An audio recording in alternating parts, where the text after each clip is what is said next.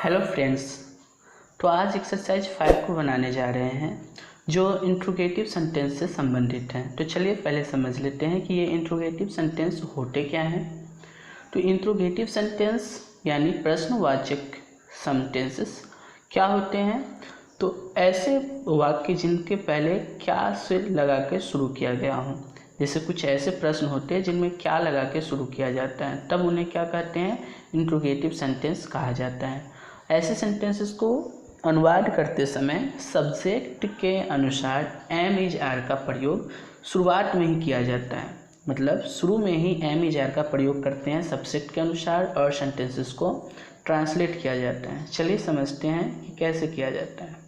जैसे क्या मैं अंधा हूँ, यहाँ पर क्या किया है, क्या लगा दिया गया है, यानी सेंटेंस क्या है, इंट्रोगेटिव है। और ध्यान में रखें इंट्रोगेटिव सेंटेंस में इंट्रोगेटिव साइन भी रहता है।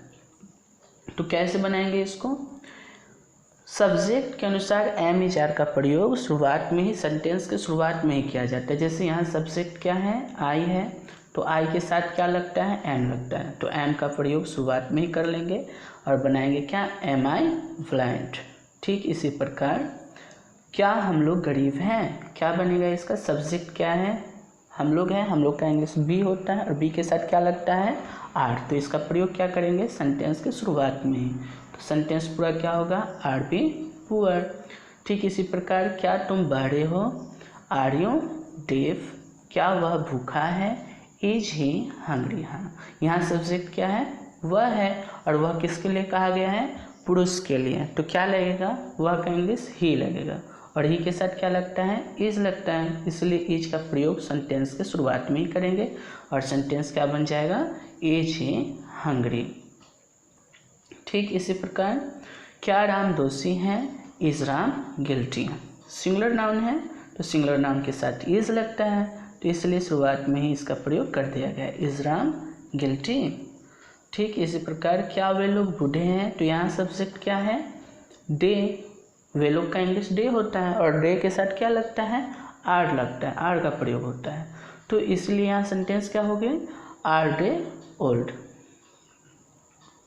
क्या बच्चे खुश हैं, आर द चिल्ड्रेन हैप्पी। हाँ, यहाँ ध्यान से समझे क्या है, सब्जेक्ट क्या है, बच्चे। अभी यहाँ आप ध्यान में रखें, बच्चे खुश हैं, आप इस तरीका से मत लिख दीजिएगा चिल्ड्रेन आर हैप्पी और चिल्ड्रेन के साथ आर लगाया जाएगा, तो आर चिल्ड्रेन हैप्पी भी नहीं कीजिएगा।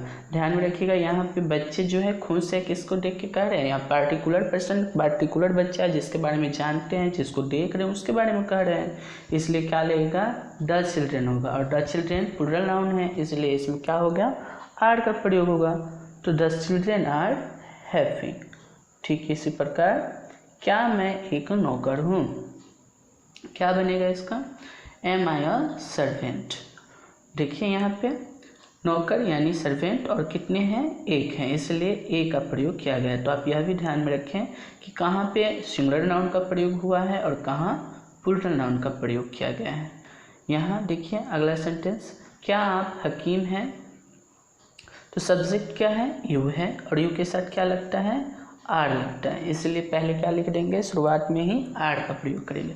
तो आर यू एन ऑफिसर, तो हकीम यानी हकीम का इंग्लिश क्या होता है, ऑफिसर होता है, और ये ऑफिसर का जो पहला लेटर है क्या है, वॉवेल है, तो वॉवेल के साथ क्या चीज़ का प्रयोग किया जाता है, एन का प्रयोग किया जाता है, इसलिए सेंटेंस क्या बना, आर यू एन ऑफिसर।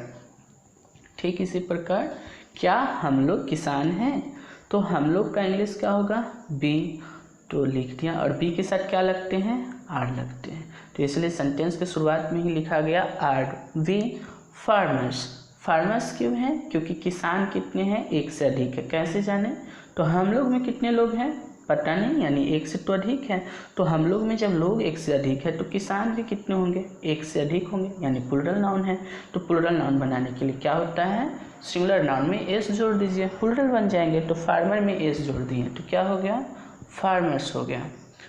ठीक इसी प्रकार क्या राम कवि है, सॉरी हाँ बिल्कुल यही है, क्या राम कवि है, इज रामा पोएट।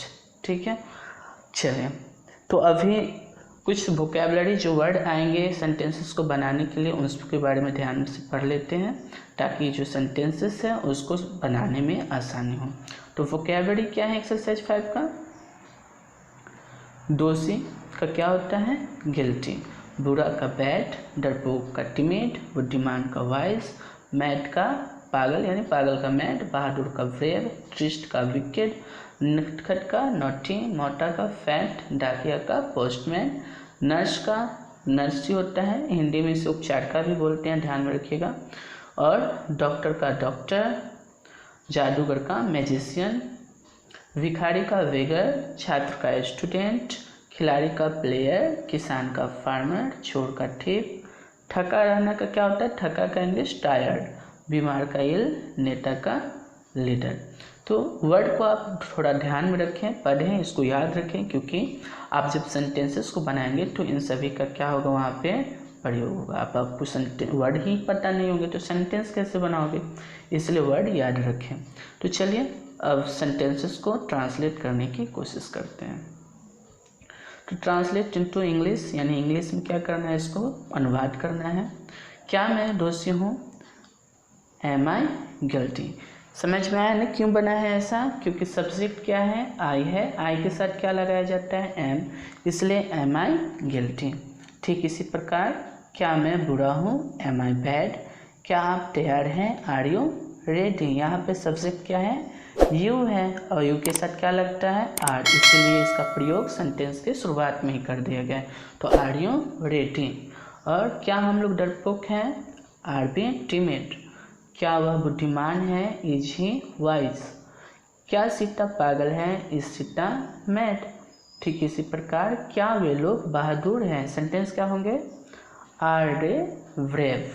ठीक है, यहाँ वे लोग हैं सब्जेक्ट, तो दे लिख दिया, और दे के साथ क्या लगता है, आर, तो ये इंट्रोगेटिव सेंटेंस है इसलिए आर को पहले लिखना है, तो आर दे ब्रेव। ठीक इसी प्रकार क्या मदन और सुरेश दृष्ट है, इसे ध्यान में रखें। देखिए क्या कुछ बच्चे ऐसे भी करते हैं कि मदन एंड सुरेश है, इसके साथ सोच लेते हैं ईज लगाना है, तो ईज पहले ये लिख देंगे, is Madan and Suresh wicked. तो ऐसे करने से क्या हो जाएगा, गलत हो जाएगा, क्योंकि यहाँ मदन और सुरेश दो नाउन है, यानी प्लूरल नाउन है, तो प्लूरल नाउन के साथ क्या चीज़ का प्रयोग किया जाता है, आर का प्रयोग किया जाता है, इसलिए यहाँ क्या चीज़ लिखेंगे, are Madan and Suresh wicked. ठीक है, इसी प्रकार क्या बच्चे नटखट हैं, यहाँ भी ध्यान में रखें, आप ऐसा नहीं बनाइएगा कि आर चिल्ड्रेन नॉटी। ठीक है, बच्चे नटखट हैं तो आप चिल्ड्रेन आर नॉटी सोच के पहले क्या कर देंगे, आर को लिख देंगे, तो ऐसे गलत हो जाएगा। इसको बनाने के लिए क्या करना होगा, आर द चिल्ड्रेन नॉटी का प्रयोग करना होगा, क्योंकि बच्चे को देख के कहा जा रहा है बच्चे नटखट हैं, इसलिए यहाँ पर द चिल्ड्रेन का प्रयोग किया गया है। तो द चिल्ड्रेन प्लूरल नाउन है, तो इनके साथ आर का प्रयोग होगा, तो इसे शुरुआत में ही लिख देना है, तो आर द चिल्ड्रेन नॉटी।